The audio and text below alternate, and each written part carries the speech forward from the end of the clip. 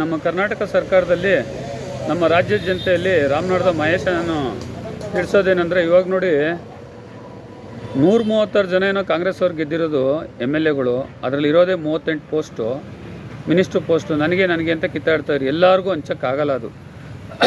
ಪ್ರತಿಯೊಬ್ಬರಿಗೂ ನಾನು ಗೆದ್ದು ಬಂದಿದ್ದೀನಿ, ಜನರಿಂದ ಆರಿಸಿ ಬಂದಿದ್ದೀನಿ, ನನಗೂ ಸೀಟ್ ಬೇಕು ಅಂತ ಅನ್ನೋ ಆಸೆ ಇರ್ತದೆ. ನಾನು ದುಡಿಬೇಕು ಜನರಿಗೆ ಅಂತ ಆಸೆ ಇರ್ತದೆ. ಅದಕ್ಕೆ ಎಲ್ಲರೂ ಕೊಡೋಕ್ಕಲ್ಲ. ನಾನು ಹೇಳೋ ರೀತಿ ಮಾಡಿದ್ರೆ ಇವಾಗ 4 ಡೆಪ್ಟಿ ಮಿನಿಸ್ಟ್ರು, ಡೆಪ್ಟಿ CM ಕೊಡ್ತಾರೆ ಅಂದರೆ, ಉಸ್ತುವಾರಿಗಳು ಕೊಡ್ತಾರೆ ಅಂದರೆ, ಉದಾಹರಣೆಗೆ ಒಂದು ಆರೋಗ್ಯ ಸಚಿವರಲ್ಲಿ ಮೇಯ್ನ್ ಒಬ್ರಿಗೆ ಮಾಡಿ ಅವ್ರು ಸಬಾರ್ಡಿನೇಟಾಗಿ 4 ಸಚಿವರು ಕೊಡ್ಬೋದಲ್ಲ. ಉತ್ತರಕ್ಕೊಬ್ಬರು, ದಕ್ಷಿಣಕ್ಕೊಬ್ಬರು, ಪೂರ್ವಕ್ಕೊಬ್ಬರು, ಪಶ್ಚಿಮಕ್ಕೆ, ಈಸ್ಟು, ನಾರ್ತು, ವೆಸ್ಟು, ಸೌತು, ಈ ಥರ 4 ಭಾಗ ಮಾಡಿದಾಗ ಈಸ್ಟ್ ಕಡೆ ಮೇಯ್ನ್ ಆರೋಗ್ಯ ಸಚಿವ ಡಿಸಿಷನ್ ತೊಗೋತಾನೆ. ಏನು ಮಾಡ್ತಾನೆ ಅವಾಗ ಈಸ್ಟ್ ಕಡೆ ಎಲ್ಲ ಈಗ ಇವು ನೋಡ್ಕೊತಾನೆ, ಈಸ್ಟಲ್ಲಿರೋ ಸಚಿವ. ವೆಸ್ಟಲ್ಲಿ ಬಂದರೆ ವೆಸ್ಟಲ್ಲಿರೋ ಸಚಿವ ನೋಡ್ಕೊಳ್ತಾನೆ. ಅಲ್ಲಿ ಭಾಗಕ್ಕೆಲ್ಲ ಏನೋ ಆರೋಗ್ಯದ ಬಗ್ಗೆ ಏನೇನು ಅದನ್ನೆಲ್ಲ ಏನು ಅನುದಾನ ಅದೆಲ್ಲ ನೋಡ್ಕೊತಾನೆ. ಮತ್ತು ಇದರಲ್ಲಿ ಸೌತು, ನಾರ್ತು ಹಂಗೆ ನೋಡ್ಕೊಳ್ತಾರೆ. ಅಲ್ಲೆಷ್ಟು ಪೋಸ್ಟ್ ಕ್ರಿಯೇಟ್ ಆಯಿತು? ಒಂದಕ್ಕೆ 5 ಪೋಸ್ಟ್ ಕ್ರಿಯೇಟ್ ಆಯಿತು.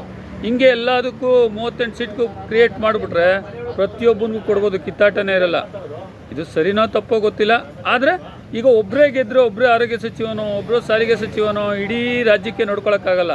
ಈ ಥರ ಡಿವೈಡ್ ಮಾಡಿದಾಗ ಏನಾಗ್ತದೆ, ಅವ್ರವ್ರ ಭಾಗದವ್ರು ಏನು ಮಾಡ್ತಾರೆ, ಈಸ್ಟಲ್ಲಿ ಗೆದ್ದು ಬಂದಿರೋ ಇಷ್ಟು ಖಾತೆಗಳನ್ನ ನೋಡ್ಕೋತಾರೆ. ಆಗ ಜನಗಳಿಗೂ ಕೆಲಸಗಳಾಗ್ತವೆ.